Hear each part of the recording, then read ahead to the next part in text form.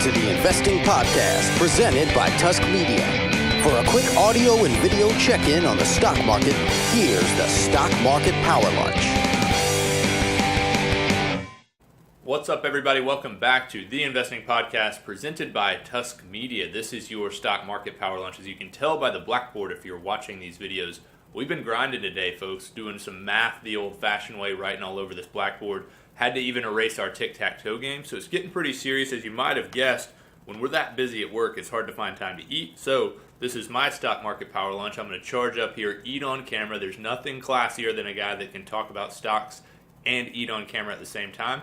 If you're listening to the audio, I apologize. Hopefully you don't actually get to hear this. Avocado does me right every time. Speaking of green things, stock market. Seamless transition right there, folks. You're going to tell your grandkids about that.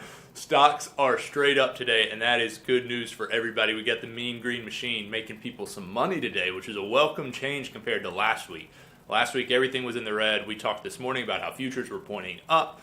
We're actually seeing even further growth from where those futures numbers were indicating the market might go. Right now, as we're checking in around lunchtime today, the Dow is up 1.07%. The S&P up a little more than 1%. The NASDAQ is up almost 1.5%. So really strong numbers there. And the reason we're seeing that growth again is because of Brexit projections. Right now, it looks like, based on the most recent polling, that Britain is going to stay in the European Union. And the markets are reacting to that quite positively.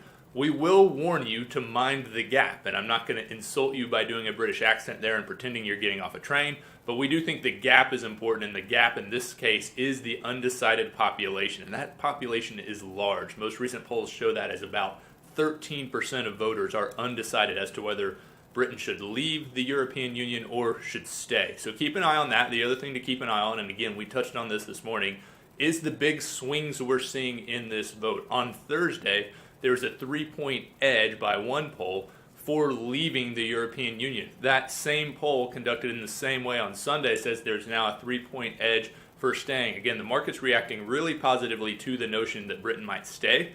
Status quo is being viewed very favorably, so we'll see if that continues to hold, and we'll see how these projections swing.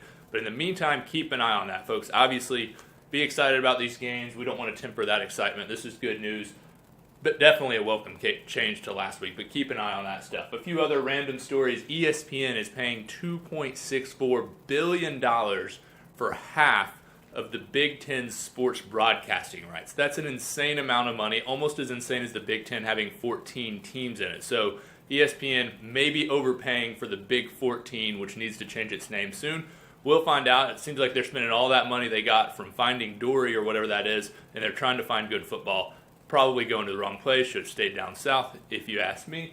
Last story we got here, and this is going to require a cell phone here, but Donald J. Trump. He's dumped his campaign manager and released an all-time classic statement. So Trump says from his campaign, and this is a little bit pompous, so bear with me. The Donald J. Trump campaign for president, which will soon, I'm sure, be like some kind of store or something like that where you can buy ties. The Donald J. Trump campaign for president, which has set a historic record in the Republican primary, having received almost 14 million votes, has today announced that Corey Lewandowski will no longer be working with the campaign. That's pretty tough to spin right there, folks. It's one thing to be like, hey, we kind of sucked. This guy's no longer with us. It's another to claim that you've achieved historic success before the general election has even begun, and then to say, oh, by the way, the guy that's kind of orchestrated this is no longer here. Doesn't really make a whole lot of sense, but hey, it's Donald Trump. What do you expect? We're not supposed to count on him to make a whole lot of sense at this juncture. It's definitely going to be entertaining to see who he picks. I'm hoping that there's going to be at least a web series that's Apprentice style, and maybe he'll pick the next campaign manager. That way, heck, if that's the case, I'm going to apply. Maybe I will be the campaign manager for the Donald J. Trump campaign for presidency. You guys check back with us later. Investing Happy Hour coming at you later this afternoon. Have a great day.